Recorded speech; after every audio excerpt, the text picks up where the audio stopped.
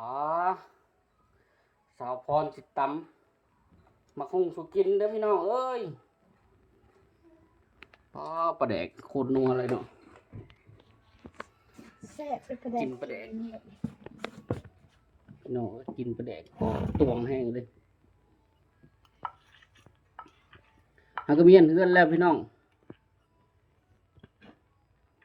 ตำโบราณมันงอกระตำยันกินบ่หมดตำลายแบบ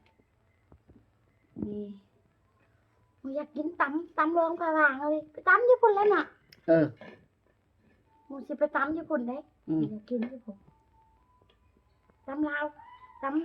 ำรองผาวางก็ไปกินรองผาวางก็ได้ตำรองผาวางตำไทยก็ไปกินอยู่ไทย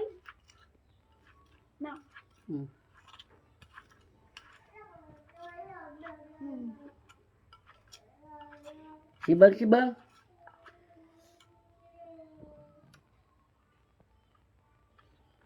อย่าก้มตี